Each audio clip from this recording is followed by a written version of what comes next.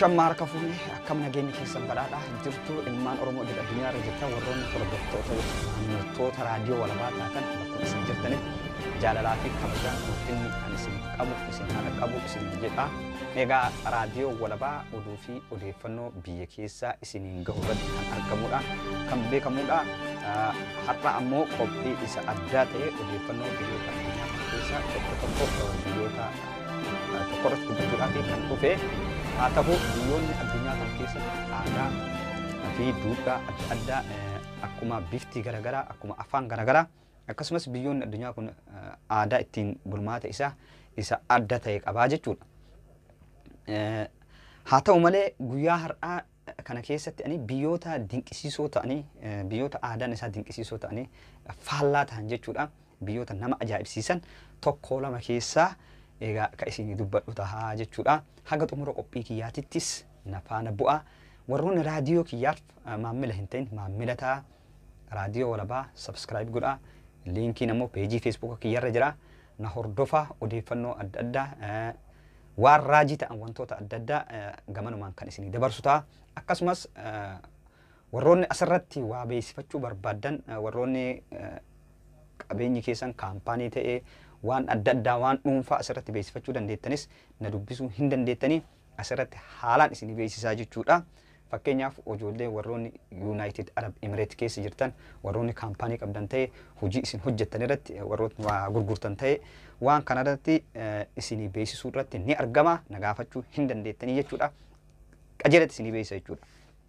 Egaa amma gara oduu fi odeeffannoo kiyya kan qophii kiyya qabadheetti isin dabarsa. Biyyoonni addunyaa tuni aadaa duudhaa akkuma bifti isaanii gargar ta'e afaan isaanii garagara ta'e aadaan isaanis garagaraa jechuudha. Haa ta'u malee biyyoota na dinqisiisan biyya na ajaa'ibsiisan keessaa fakkeenyaaf seerri mootummaan baasee ittiin biyya isaa itti bulchu Sameen Kooriyaa yoo fudhattan namicha mataa qooxoo jechuudha. Isa yoo fudhattan seerri inni biyya san keessatti baase seera addunyaa kanaan faallaadha jechuudha. Biyya san keessatti TVs ta'e raadiyoos ta'e sagaleen ol fuudhanii dhageeffachuun gonkumaa hin danda'amu jechuudha. Sagaleen gadi qannafamee dhageeffama. Akkasuma maqaa pirezidaantii biyya sanii baafachuun dhoggaadha. Rifeensa akka pirezidaantiin cidhateetti cidhachuun dhoggaadha. Namni akkasitti yoo argame ni ajjeefame jechaadha rasaasaan. Inni biraa biyya san keessatti abbaan qabeenya tokko hin jiru. Qabeenyi dhuunfaa biyya Sameen Kooriyaa keessatti qabeenyi dhuunfaa hin jiru. Qabeenyi hundu kan mootummaati. Dhimma barbaaddu hunda isaa kan sii godhu mootummaadha. Ati mootummaa hojjettaa jechuudha. Hundumaa hojii mootummaa ka hojjettu mootummaa hojjetta. Damoozi si muramu hin jiru. Suuqiin ati banattu hin jiru. Kaampaaniin ati banattu hin jiru. Makiinaan ati dhuunfattu yaabbatu. Gonkumaa Sameen Kooriyaa biyya namicha mataa qooxoo keessa hin jiraatu jechuudha. Biyyi sun akkanatti biyyoota addunyaatiin adda taatee jechuudha. Akkasumas biyyoota kutaa Indiyaa keessatti argamtu keessaa saba Agooriyoota jedhamutu jira. Sabni Agooriin kuni keessattuu kan isaanii dinqisiisaadha jechuudha. Ummata dinqisiisaa, ummata nama ajaa'ibu aadaan isaanii akkaataan jireenya isaanii ummata nama ajaa'ibu irraa tokko jechuudha. Lafee ilmi namaa kun yoo du'e lafee kana daakanii akka bullaa kanatti dibatan jechuudha qaama isaanii kana guutuu. Aadaan isaanii wanni qaama ofii kana geexii yookiin ammoo midhaayisanii bareechifatanii deeman hundi isaatu lafee fi waan uumama qaama namaa irraati jechuudha. Nama du'e. Lafeen kun aadaadha. Kan mormattis kan godhatan, kan mormatti godhatan, kan gurratti godhatan, kan matatti godhatan hundi isaa qaama namaa irraa jechuudha. Lafee qaama namaa kanaa jechuudha. Fakkeenyaaf buqqee namaa yoo fudhatte buqqee namaa kana fuudhanii bishaan itti naqanii ittiin dhuganii dubartii yoo duutu dubartii duute irratti wal qunnamtii saalaa gaggeessu ummata ajaa'ibaati jechuudha. Ummata akkanattu addunyaa kanarra jira. Naannoo Indiyaatti ummata argamudha. Ummata ammoo baay'ina illee hin qabne ummata baay'inni isaallee xiqqaati jechuudha. Kana keessaa ani maal dubbachuu barbaada biyya Buutaan jechuudha. Biyyi Buutaan tuni biyya xiqqoodhaa Chaayinaa fi Indiyaa jidduutti argamtuudha. Uummanni isii heddumminaan hordoftoota amantii Buudiiti. Hordoftoota amantii Buudiiti. Wantoonni biyya tun aadaa ittiin tattaraanuun waan muraasa kan isin ilaalutaa jechuudha. Biyyi Buutaan tana keessatti namni mana dhabee kararra bulu gonkumaa hin jiru. Biyya Buutaan kana keessa namni mana dhabee rakkataan hiyyeessi hin jiru jechuudha. Maaliif nam tokko bakka bulu yoo dhabee yoo qarshii dhabee kallattimaan mootummaa isaanii gaafata. Mootummaan isaanii mana jireenyaallee ni kennaafi qarshiillee hin kennaafi jechuudha. Biyya ajaa'ibaati. Inni biraa lammiin Buutaan hunduu tajaajila wal'aansaa tola argatu. Tajaajilli wal'aansaa biyya san keessatti bilisaa ministeerri fayyaa akkasumas akka isaan bilisaa yaalaman akka isaan waan tokko hin baafne lafa kaa'ee fi akkasitti biyya isaanii tajaajila wal'aansaa guutuu biyyattii kafaltii tokko malee kennamaafi jechuudha. Buutaan keessatti haga bara 1999tti tajaajilli TV tokkollee hin jiru ture. Uummanni biyyattii uummata aadaa fi amantii isaa jabeeffatudha. Kanaaf ammoo dhibeewwan alaa irraa uummata eeguuf carraaqqiin godhameera. Ta'ullee karoorri kun faayidaa guddaas waan hin qabneef boodarra karoora kana jijjiiruuf dirqaman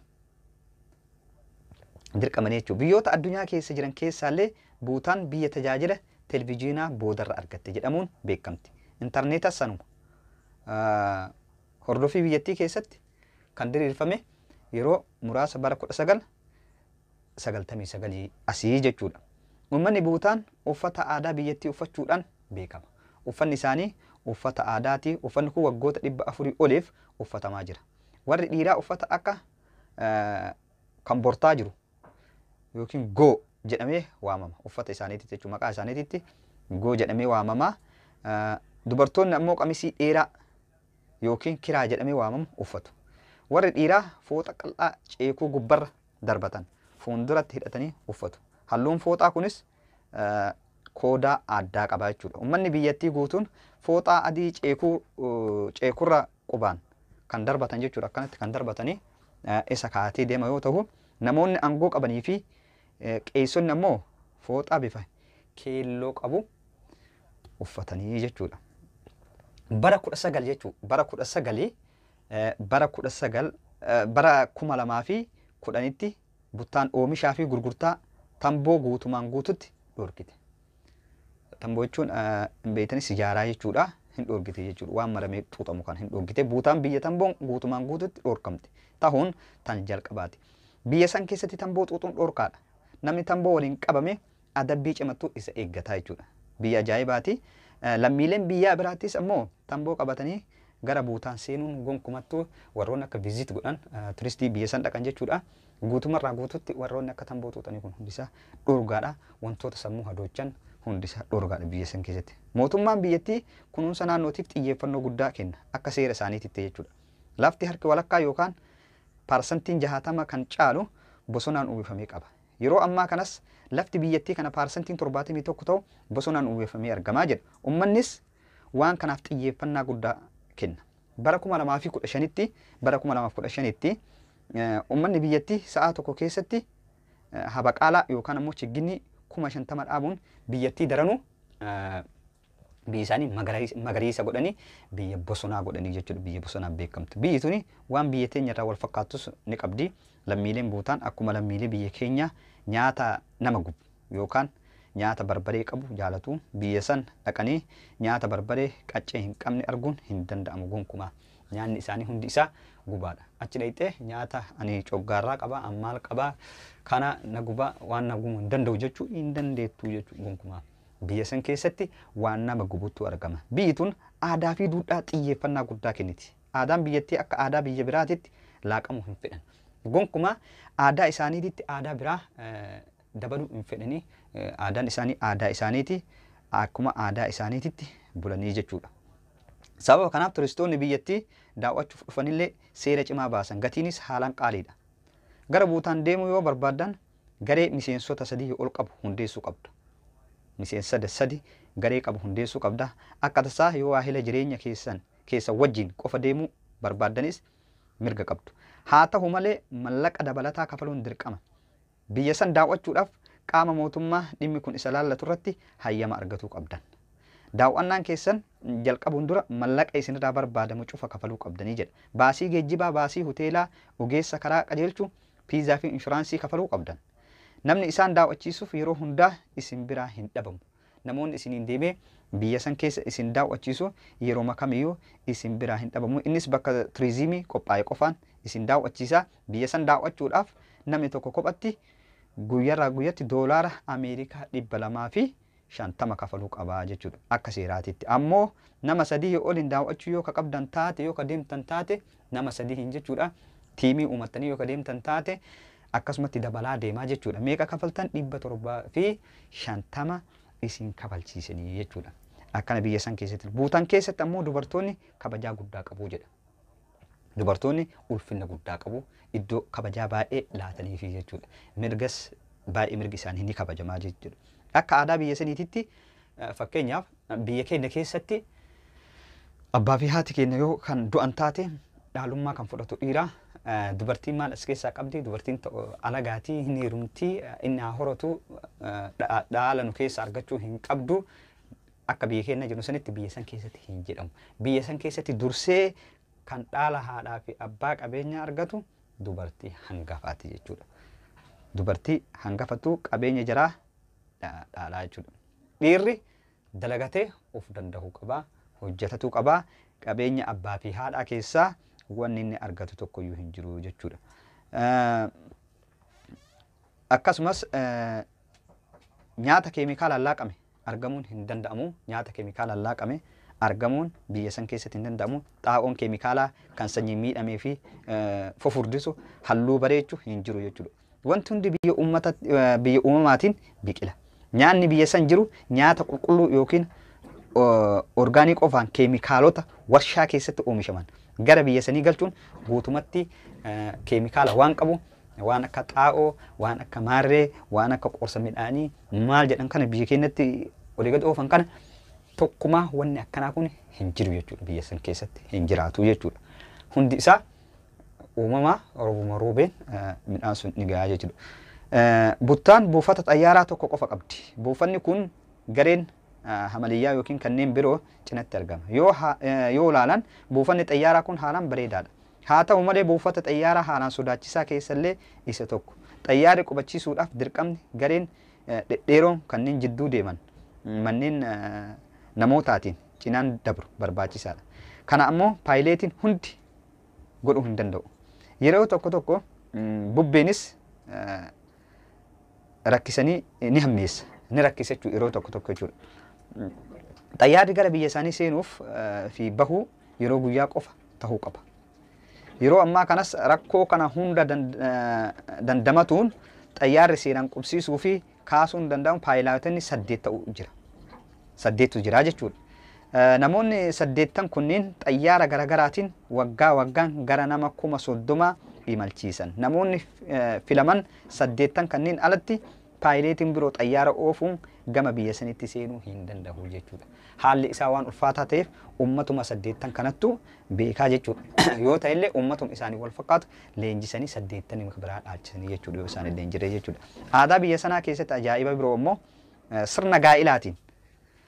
Sirni gaa'ilaa akka aadaa biyya teenyatti gurbaan intala fuudhee manatti hin galata. Akka aadaa buutinitti ammoo intalattu gurbaan manatti galata. Eega gaa'ila raawwatameen booda ajaa'iba biyya keenya keessatti nuttuu mana dhaqee intala kadhatee intala fuudhee galataani. Biyya san keessatti ammoo intalattu gurbaan galataa jechuudha. Manatti hin galata. Eega gaa'ila raawwatameen booda ammoo abbaan warraa waan qabu walitti qabatee mana isitti gala. Manuma isitti galaa jechuudha. Achi booda halkanii fi guyyaa ifannoota malee jabaatee hojjetee mana haaraa kan jaartiin isaa qabdu kana caalu eega jaareen booda jaartii isaa fudhatee gara mana isatti galaa jechuudha. Yoo mana wayyoomaa ijaaruu dadhabee umrii isaa guutuu mana isii keessa jiraata jechuudha. Lammiileen biyyattii nama lammii biyya biroo waliin bultii ijaaruun dhorkaadha. Nama lammii isaanii ta'in alatti nama lammii biyya birootiin bultii waliin ijaaratuun dhorkaadha jechuudha. Nama biyya san dhaqe intalli biyya sanii jaalatti carraan inni qabu sabrii godhee biyyattii dhiisee bahuu qaba jechuudha. Biyyi hundi ministeerota adda addaa qabdi. Garuu biyyi buutiin ministeera aadaa tokko qabdi. Sunis ministeera gammachuuti. Bara 2008tti koreen gammachuu lammiilee buutan irraa dalagu tokko hundaa'ee jechuudha. Koreen kun gammachuu lammiilee irratti akka hojjetu yaadame hundeeffame. Biyyoota addunyaa keessaa biyyi ministeera gammachuu qabdu buutan qofa. Gammachuun lammiilee akka galii biyyattiitti to'achuu fi madaaluun barbaachisaadha jedhanii amanu. Bara 2015tti namoonni hagam gammadoo akka tahan beekuudhaaf qorannoo gaggeessaa turanii jechuudha. Qorannoon bara 2015 keessa godhame kanneen lammiilee buutan parsantii 91 tahan gammadoo ta'uu isaanii ibsaniiru. Parsantiin 43 kan ta'an ammoo haalaan gagammadoo ta'uu isaanii ibsaa jechuudha. Mallattooleen karaa buutan keessatti argaman hundi kan harka namaatiin barreeffamanidha. Magaalaan guddittiin biyyattii Tinfuun magaalaa ifaa tiraafikaa hin qabnedha. Inumaayyuu biyyattiin guutuun ishii ifaa tiraafikaa hin qabdu. Poolisoonni tiraafikii poolisoonni dhaabbatanii makiinaa ol taruu fi gattara wal qaxxaamuru hundi isaa poolisa amartu dhaabatee hojjaan eegaa ifaa tiraafikii ishaaraa maalii jedhan kana tokko isaa hin qabu jechaadha. Biyya san keessatti biyyoota ajaa'ibaati, biyyoota akkaan namatti toluudha. Biyya ammootu keessatti illee biyyoota dinqisiisoodha. Biyya waa'ee fuudhaaf heerumaa irratti biyya intalli fuutee namaan galattu mana isitti sii galatti meeshaan ka isiiti waan hunda isittuu godha. Garuu ammoo yoo dandeetti mana san caalu ijaaruu qabdaa. Yoo san hin godhin ammoo manuma san keessa jiraattaa jechuudha. Egaa biyya keenya keessatti dubartiin akkamitti mana ijaaree mana kiyyatti galchaa waan jedhamutu jira. Kun hundi isaa aadaa biyyoota garagaraati waan ta'eef dubartoonni yoo mana qabaattan jaarsa keessa mana keessanitti galchaa isin waliin haa jiraatu. Yoo danda'e haa ijaaratu, yoo dadhabe umrii isaa guutuu isin wajjin haa dabarsu isinii jedha. Kunillee as keessatti barumsa guddaa isinii ta'a jedheetiin abdii qaba. Egaa kabajamtootaa fi dhaggeeffattoota ilmaan Oromoo waa'ee qophii magaalaa buutiin biyya buutiin jedhamtu ta Chaayinaa fi Indiyaa jidduutti argamtu kanumaan goolabaa. Egaa qophii biraallee qophii bashannanuu qabadhee isinii dhiyaadha. Qophii isin bashannansiisaa akka gaariitti barumsa gaarii irraa argattan jedheetiin abdii qabu tokko qabadhee kan isinii dhiyaadhu ta'a. Egaa har'aaf kanumaan goolabaa fayyaa naataa naa jiraadha. Garuu ammoo raadiyoo walabaa jechuudha. Chaayinaala isaa kana subscribe share godhuudhaan akkasumas yaada qabdanillee komentii jalatti barreessuun yaada dogongoraa yoo jiraate yaada keessan naa kenna. Yaada keessan fudhachuudhaan qophiidha. Ani isinii hojjedha. Isinillee akkan isin hojjedhu kana na gargaartanii na duuka deemtanii like share subscribe gochuudhaan na jajjabeessitanii yoo namaddii dhaabattan waan guddaa hojjechuu danda'a jedheetiin abdii qaba. Ani kin jiraadhu United Arab Emirates keessa as keessatti warroonni kaampaanii qabdanis warri uffata gurgurtan warri sargii beeksifattan namoonni adda addaa keessan dhuftanii yoo na dubbistan haalaan isinii beeksisuu danda'a jechuudha. Bilisa rakkoota kan qabu isummaa na gargaara. Share naa godha, subscribe naa godha, akka ni jajjabaadhu qofa na godha. Ani hojii kiyyatti ni jajjabaadha isinii jechuu barbaada. Kanaaf bye bye fayyaa naataa naa jiraadha. Waliin jirra isin kabaja isin jaaladha uummata Oromoo hunda keessaniyyuu jechuudha. Bye bye.